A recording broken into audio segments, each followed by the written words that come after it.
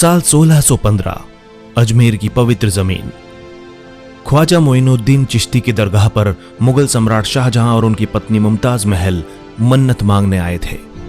उन्होंने अपने पहले पुत्र की कामना की और कुछ ही महीनों बाद जन्म हुआ एक ऐसे बच्चे का जिसे इतिहास सूफी राजकुमार के नाम से जानता है। जी हां, हम बात कर रहे हैं दारा शिकोह की। दारा का जन्म एक ऐसे दौर में हुआ जब मुगल साम्राज्य अपने सबसे शानदार दौर से गुजर रहा था। उनके पिता शाहजहां, जिनके नाम से ताजमहल जैसा अजूबा जुड़ा है, उन्हें विरासत में एक शक्तिशाली साम्राज्य मिला था। लेकिन दारा को सिर्फ सत्ता नहीं, आत्मा की तलाश थी। दारा बचपन से ही बाकी शहजादों से अलग थे। उन्हें युद्ध से ज्यादा किताबों से प्रेम था। दरबारी खेलों से ज्यादा वे सूफी कव्वालियों की तरफ आकर्षित होते थे। ये सब केवल एक झलक थी उस गहराई की जो उनके व्यक्तित्व में छुपी थी। दारा की शिक्षा दिल्ली और आगरा में हुई, जहां उन्होंने फारसी, अरबी, संस्कृत और हिंदी भाषाओं में महारत हासिल की। लेकिन जो चीज उन्हें सबसे अलग बनाती थी वो थी उनकी सभी धर्मों में एकता की सोच। यही वो दौर था जब वे सूफी संत मियां मीर के संपर्क में आए। वही मियां मीर जिन्होंने अमृतसर में सिख धर्म के 5वें गुरु अर्जुन देव जी के कहने पर हरमंदिर साहिब की नींव रखी थी। मियां मीर से दारा को जो आध्यात्मिक दिशा मिली, उसने उनके सोचने का तरीका ही बदल दिया। वे केवल इस्लाम की व्याख्या तक सीमित नहीं रहे, बल्कि उन्होंने वेद, उपनिषद और भगवत गीता का भी गहन अध्ययन किया था। उनका मानना था कि सत्य एक है, बस उसे देखने के तरीके अलग अलग हैं। यही सोच उन्हें एक अलग रास्ते पर ले गई, जहां राजनीति से ज्यादा धर्मों की एकता की तलाश थी। 1640 के दशक में दारा ने भारत की आध्यात्मिक परंपराओं को समझने की गंभीर कोशिश की। उन्होंने उपनिषदों को फारसी में अनुवादित किया। इस ग्रंथ का नाम था सिर-ए-अकबर, यानी द ग्रेट सीक्रेट। यह पहली बार था जब इस्लामिक विश्व के एक राजकुमार ने हिंदू धर्म के प्राचीन ग्रंथों को इतने सम्मान और गहराई से पढ़ा था और उसका प्रचार प्रसार भी किया। उनके अनुसार उपनिषद और कुरान में अंतिम सत्य की एक जैसी झलक मिलती है। उन्होंने लिखा, हिंदुओं और मुसलमानों के बीच जो दीवारें हैं वे सिर्फ भाषा और परंपराओं की हैं। आत्मा तो एक ही है। लेकिन यही विचार जो आज के दौर में बहुसांस्कृतिक समाज की नींव माने जाते हैं, उस समय सत्ता और कट्टरपंथ के लिए खतरा बन गए थे। उनके विचार उनके भाइयों को और दरबारी उलेमाओं को रास नहीं आ रहे थे। दारा शिकोह को बचपन से ही शाहजहां ने उत्तराधिकारी के रूप में तैयार किया था। वो सबसे बड़े थे, सबसे पढ़े लिखे थे और शाहजहां के सबसे करीबी भी थे। लेकिन एक राजकुमार को विचारों से नहीं बल्कि तलवारों से भी खुद को साबित करना पड़ता है। 1652 में शाहजहां ने दारा को कंधार के मोर्चे पर भेजा, एक रणनीतिक शहर जिसे मुगलों ने पहले खो दिया था। दारा के पास सेना थी, लेकिन सैन्य अनुभव की कमी थी।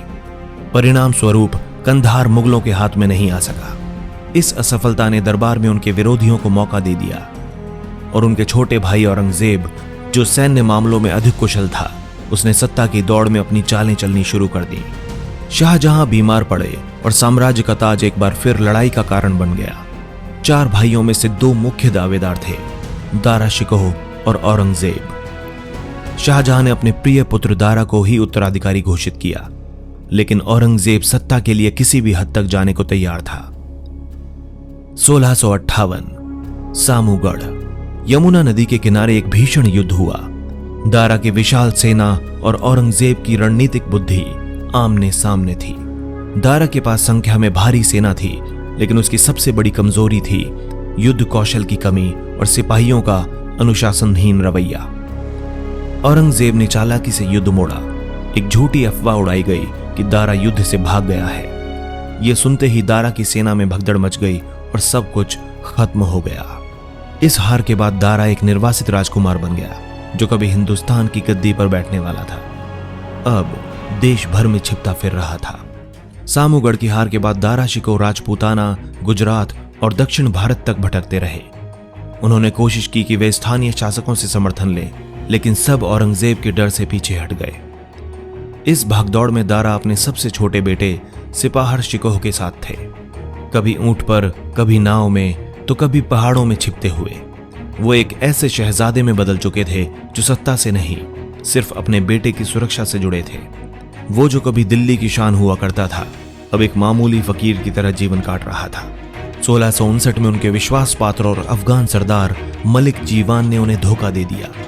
जीवान ने उन्हें धोखे से गिरफ्तार करवाकर औरंगजेब के सामने पेश किया, एक गद्दार का सबसे बड़ा इनाम पाने के लिए।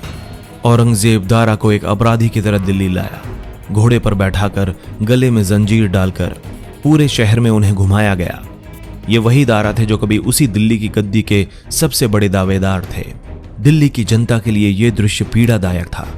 लोग छिपकर रो रहे थे, क्योंकि वे जानते थे कि जो व्यक्ति धर्मों की एकता लाना चाहता था, उसे अब धार्मिक कट्टरता के नाम पर कुचला जा रहा है।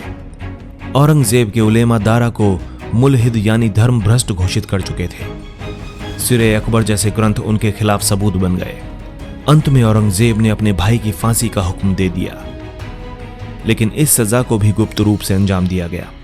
30 अगस्त 1659 दिल्ली किले के भीतर एक कमरे में दारा और उनका बेटा सिपाहर सो रहे थे। तभी 4 जल्लाद अंदर आए। सिपाहर को एक कोने में रोक दिया गया। दारा तलवारों के सामने निहत्था खड़ा था। एक बार और फिर खामोशी। दारा शिकोह की हत्या कर दी गई। उनका शव दिल्ली की जामा मस्जिद के पास बेनाम दफनाया गया, बिना किसी शान और बिना किसी शाही निशान के। दारा मर गया, लेकिन उसका विचार आज भी जिंदा है। वो विचार जो कहता है धर्म लोगों को जोड़ने के लिए है, तोड़ने के लिए नहीं। वो विचार जो कुरान और उपनिषद को एक ही सत्य की खोज मानता है। बाद के कई विद्वानों ने दारा को भारत की पहली इंटरफेथ सोच का प्रतिनिधि माना था। कुछ ने उसे इंडियाज लॉस्ट प्रिंस कहा, एक ऐसा उत्तराधिकारी जो अगर सम्राट बनता तो शायद भारत का इतिहास आज कुछ और ही होता। आज जब धर्म और राजनीति की बहसें फिर से गहराने लगी हैं, दारा शिकोह की सोच, उनकी किताबें और उनकी जिंदगी हमें याद दिलाती है कि धर्म से ऊपर इंसानियत होती है। दोस्तों, अगर आपको ये वीडियो पसंद आया हो तो लाइक जरूर करें। दारा शिकोह जैसे इतिहास के भूले हुए किरदारों को सामने लाने के लिए हमारे चैनल को सब्सक्राइब जरूर करें और कमेंट में बताएं अगर दारा सम्राट बनते तो भारत कैसा होता।